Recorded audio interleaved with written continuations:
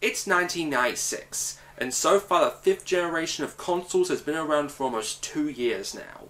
On one side, the old veteran. On the other side, his former business partner.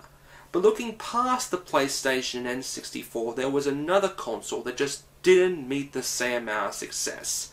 And looking back on it, it's no surprise why. But to anyone who actually did own the console, they were treated to some amazing exclusives. And today, we're looking at one of the best, as well as the console itself. Ladies and gentlemen, today on Unboxed, it's Nights into Dreams on Sega Saturn.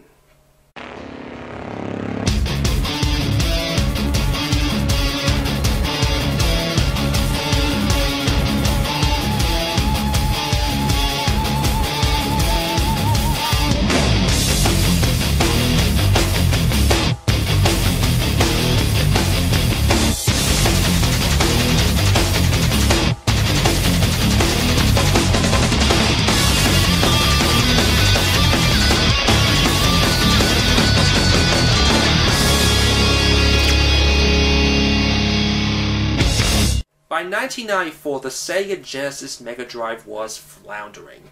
With Nintendo continually gaining the bigger lead in the 16-bit war, Sega tried everything to get the edge. First, they released the Sega CD, which didn't work. Then, late in the console's life cycle, they released the 32-bit upgrade known as the 32X, which also didn't work.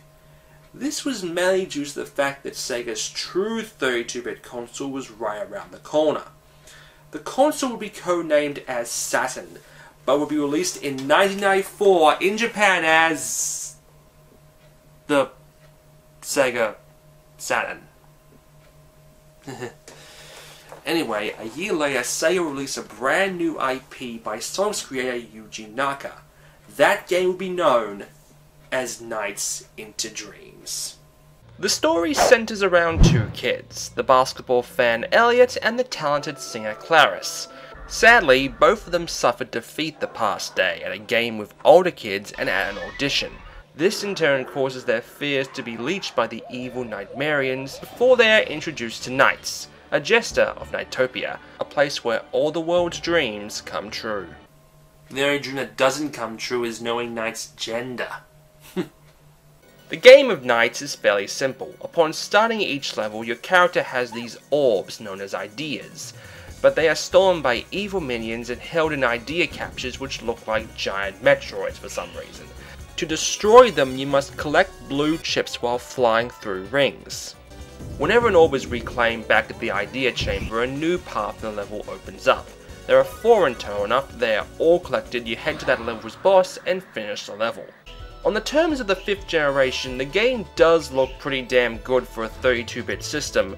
However, as you can clearly see here, the draw distance leaves much to be desired, especially compared to the cartridge-based N64. When the Sega Saturn released, it released with an updated version of the Sega Genesis controller. But with the growing emergence of 3D gaming, the D-pad wasn't doing it justice. So when Nights was released, it was released packed in with a brand new controller, the Sega Saturn 3D controller.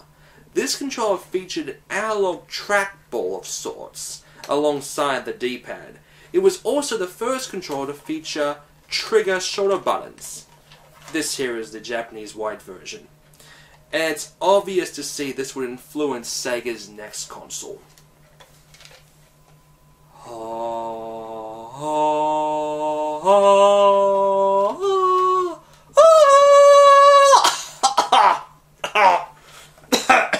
Man, that's color on the throat.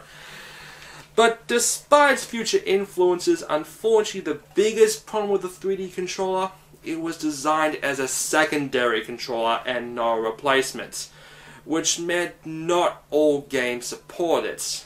In fact, its support list was fairly low, so outside of Nights, no one really used the trackball. Controlling Nights with a 3D controller feels very natural, especially compared to the D-pad. You can easily make precise movements and seamlessly do loops. That being said, the twists and turns can prove disorienting at times, but the elegant music and vibrant colors make the journey a very peaceful one. When it comes to the actual game, it's quite short to be honest, with only 7 levels, so playing through it is quite easy. Playing it well is another thing.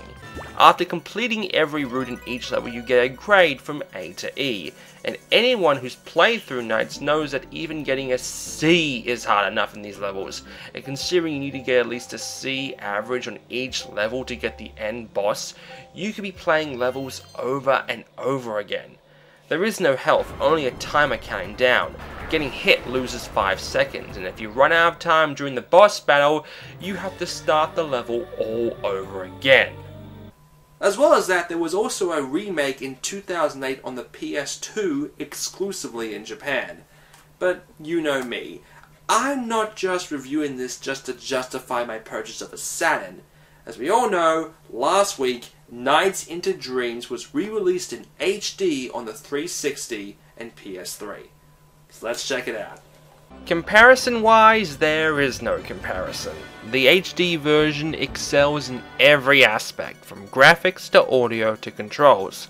And just so we are completionists, here is a comparison between the HD and the PS2 version. Once again, there is no comparison because they are the exact same game! All the HD remake is an upscaled version of the PS2 version that never got released outside of Japan. And considering this is unboxed and we don't go into things half-assed around here, let's check out the sequel on the Wii. The sequel is everything a sequel should be, taking everything that worked in the first game and adding a whole bunch more, and most of the time it works. My only gripe is a small one. Why the fuck can't Nintendo use a circle in their analog sticks? Seriously, Nintendo, Sega got it right the first time! But ever since the N64, you've been using these damn hexagon or octagon shapes in your controllers, which makes seamless loops almost fucking impossible. God damn it, I hate to see what the Wii U looks like!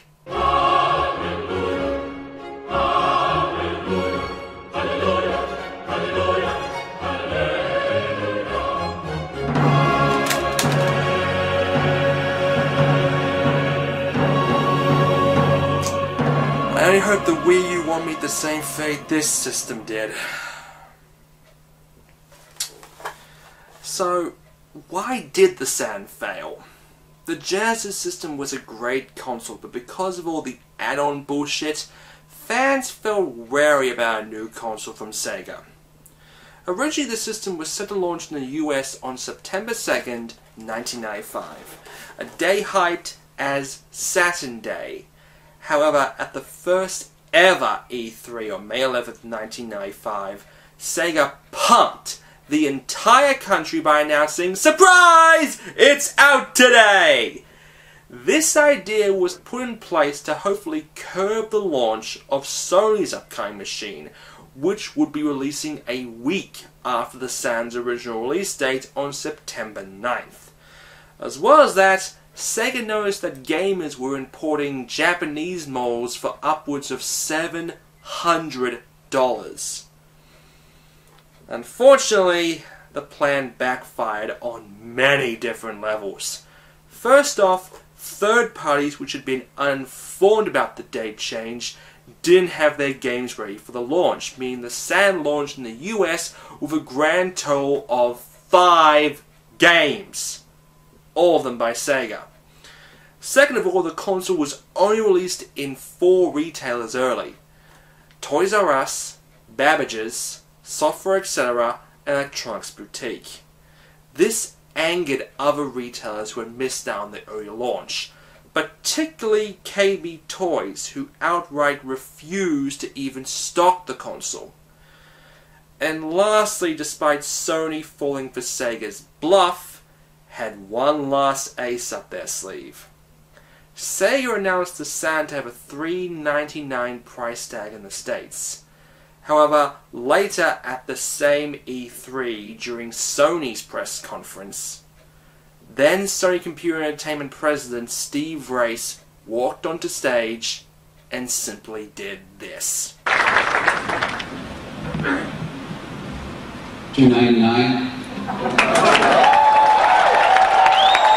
Oh, you may as what rung the bell then, as Sega was basically TKO.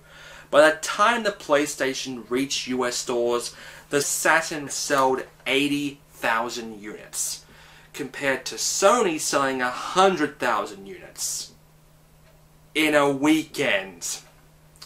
Alongside this, the Saturn was incredibly hard to develop for, and this was the same generation that had this mother to deal with. Originally planned to have a single RISC processor, but after hearing about the PlayStation specs, Sega decided to put a second processor in. Unfortunately, developing for the system was very troublesome. Coupled with the fact that the geometry used in the system was quadrilaterals instead of triangles like in the PS1 and N64, while it did prove to offer better graphics on games like Wipeout and Destruction Derby compared to the PS1 version, in the end it was more trouble than it was worth. But the biggest mistake? Sega was missing its mascot. During the entire Saturn run, there was never an original Sonic game. All we ended up getting was the Genesis compilation Sonic Jam, the questionable Sonic 3D, and the downright awful Sonic R.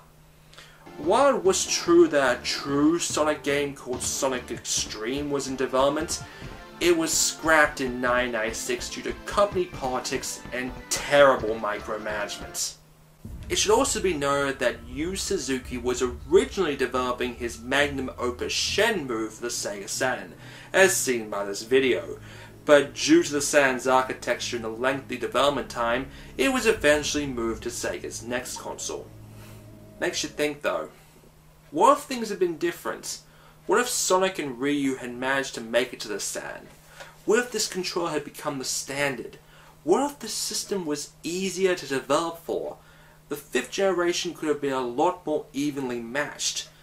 But instead, the Saturn sat in the back while Mario, Crash, Link, Spyro, Star Fox, and Final Fantasy decked it out on the front line. On a bright note, the Saturn did see more success back home in Japan, mostly due to this guy, Segata Sanshiro, a character played by Mr. Kamen Rider himself, Hiroshi Fukuoka. The commercials usually involved him beating up people who didn't play Sega Saturn, and proved to be a major success. Sadly, not so much in the States.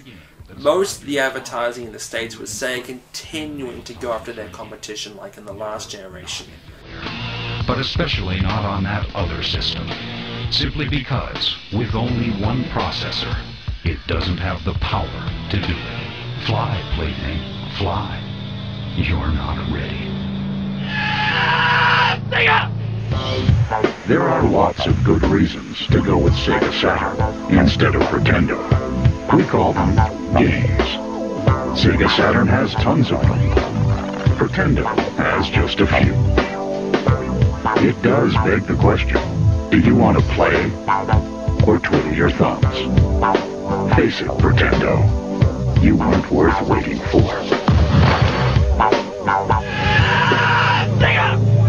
But this time just made Sega look pathetic. The Sega Saturn was discontinued in the US after only 3 years in September 1998. The saddest part for Sega is, it isn't even their record for shortest time on shelves. Unless you're a collector like myself, I would suggest just getting the HD remake of Knights on the PS3 and 360. It's pretty cheap, going for about 800 MS points, or about $9. Well folks, I'm Enigma, and I'm going to spend some time with an old friend. I'll see you all next time.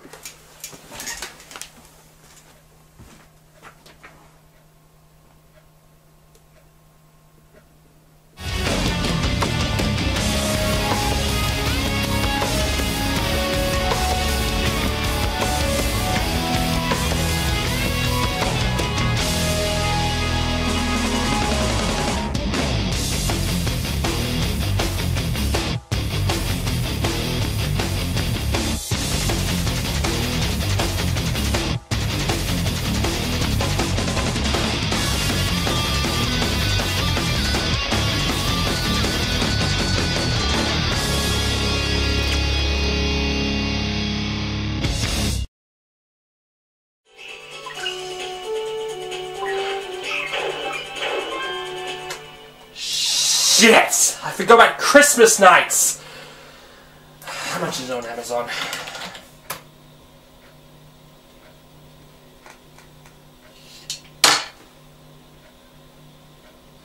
Maybe next time.